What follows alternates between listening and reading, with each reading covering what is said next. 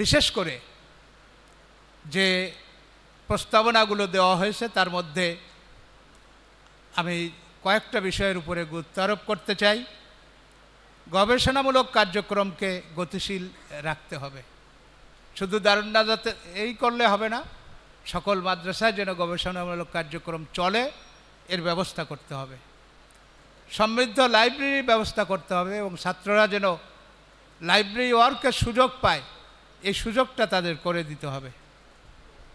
এর সাথে বর্তমান যুগের চাহিদা অনুযায়ী আমাদের বিশ্ববিদ্যালয়ে যেমন দেখা যায় ডিপার্টমেন্ট ভিত্তিক সেমিনার কক্ষ থাকে, ঠিক তদ্রূপ আমাদের ডিপার্টমেন্ট ভিত্তিক সেমিনার কক্ষ করে সেখানে ওয়াইফাই সংযোগ সহ গবেষণামূলক কার্যক্রমের প্রশিক্ষণ ছাত্রদেরকে দিয়ে তারা যেন অনলাইনেও গবেষণা কার্যক্রম করতে পারে এ ব্যাপারে তাদেরকে উদ্বুদ্ধ করা এবং লেখাপড়ার ধরনটা অর্থাৎ টিউটোরিয়াল এবং ইনকোর্স পরীক্ষা ইত্যাদি যেমন বিষয়গুলো অ্যাপ্লাই করে উচ্চশিক্ষার পর্যায়ে অর্থাৎ অনার্স মাস্টার্স পর্যায়ে লেখাপড়ার ধরনটা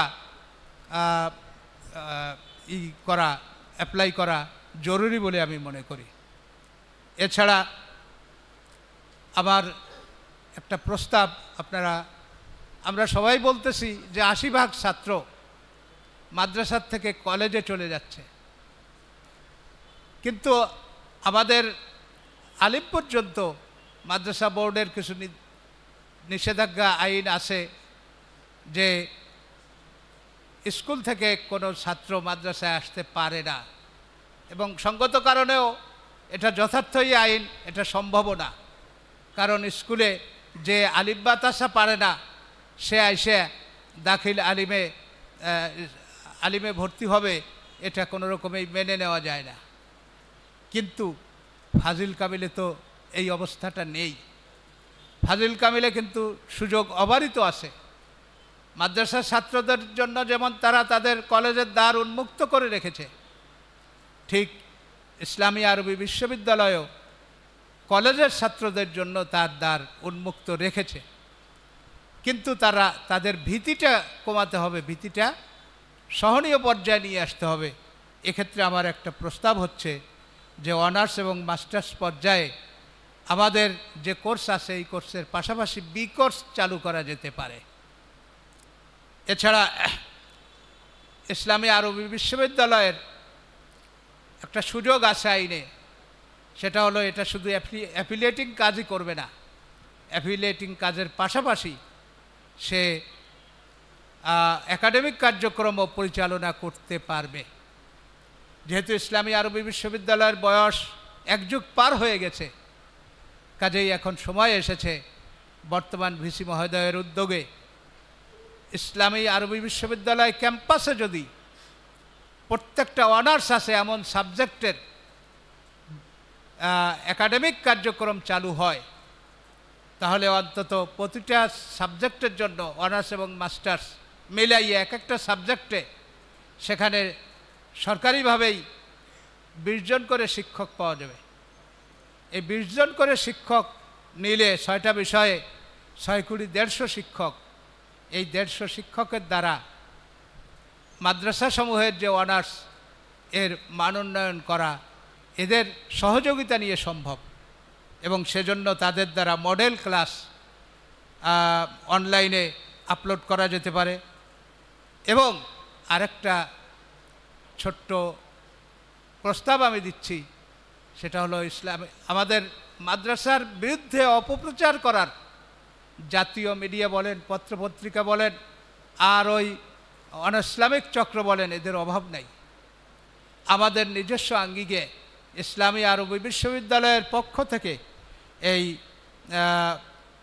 মাসিক বুলেটিন আকারে মাদ্রাসার সাফল্য, বিভিন্ন পরীক্ষায় মাদ্রাসার ছাত্রদের সাফল্য ইত্যাদি অনুপ্রেরণামূলক সঠিক তথ্য জাতির সামনে উপস্থাপন করা যেতে পারে এবং যেটা প্রতিটি মাদ্রাসায় বিনামূল্যে যদি প্রেরণ করা হয় তাহলে এর দ্বারা সবাই উপকৃত হবে এবং জাতি এর দ্বারা প্রকৃত তথ্য জেনে তারা এই অপপ্রচার কিছুটা হলেও রোধ করা সম্ভব হবে। এছাড়া আরেকটা প্রস্তাব, বিশ্ববিদ্যালয়ের জন্য জার্নাল কিন্তু খুবই অপরিহার্য বিষয়, কিন্তু ইসলামী আরবি বিশ্ববিদ্যালয় এক যুগ পার হয়ে গেলেও এখনো পর্যন্ত একটি জার্নাল তারা বের করতে পারেনি। জার্নাল প্রকাশের নীতিমালা হয়েছে, হয়তো বের হবে, কিন্তু আমি প্রস্তাব করতে চাই আমাদের এই দারুন নাজাত মাদ্রাসা তারা বহু প্রকাশনা বের করে, ছাত্রদের অনেক মানসম্মত লেখা সেগুলোতে আছে, কিন্তু এই লেখাগুলো তাদের কেরিয়ার গঠনে কোথাও তারা পেশ করতে পারে না।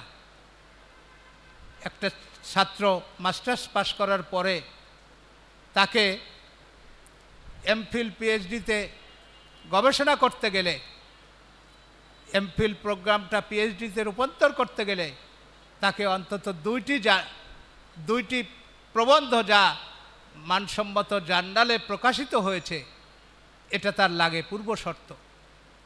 এছাড়া চাকরি জীবনে গবেষণাধর্মী লেখা তার প্রমোশনের জন্য প্রয়োজন হয়। তো দারুন নাজাত মাদ্রাসার থেকে তার ছাত্রদের দ্বারা যে সমস্ত ভালো মানসম্মত প্রবন্ধ বের হয় বা এখানকার শিক্ষকরা যে সমস্ত লেখা লেখেন তার মধ্যে যেগুলো মানসম্পন্ন এগুলো দিয়ে হলেও এবং আরও এইরকম মানসম্মত লেখা আমার মনে হয় হবে না, লেখা পাইতে কোনো বেগ পেতে হবে না, লেখার কোনো অপ্রতুলতা আসবে না, জার্নালটা অচিরেই বের করা উচিত। এছাড়াও আজকের ভিসি মহোদয়ের যেহেতু তিনি তাকে উদ্দেশ্য করেই আজকের এই সেমিনারের আয়োজন, আমাদের কথাগুলো তিনি বিবেচনা করে দেখবেন এবং মাদ্রাসা শিক্ষার উন্নয়নে, ছাত্রদের উন্নয়নে, এই সমস্যাগুলো দূরীকরণে ওনার যা করা প্রয়োজন তা তিনি করবেন। আমরা এতটুকুই বলতে পারি, আমরা ভিসি মহোদয়ের সঙ্গে আছি নৈতিকভাবে, আত্মিকভাবে এবং আমাদের এই সকল মানুষের মোটিভেশনের মাধ্যমে আমরা তার পক্ষে কাজ করে যাব। আল্লাহ পাক তাকে এই মাদ্রাসা শিক্ষার খেদমত যথাযথভাবে করার তৌফিক দান করুন। আমাকে আজকের এই মহতী অনুষ্ঠানে দাওয়াত করে দুটো কথা বলার সুযোগ দিয়ে ধন্য করেছেন, এজন্য কর্তৃপক্ষকে আমি আবারও মোবারকবাদ জানিয়ে আর আমার কথার কোনো ভুল ত্রুটি থাকলে সেটা সকলকে নিজ গুণে ক্ষমা করার আবেদন জানিয়ে আমার আলোচনা শেষ করছি। আসসালামু আলাইকুম রহমতুল্লাহ।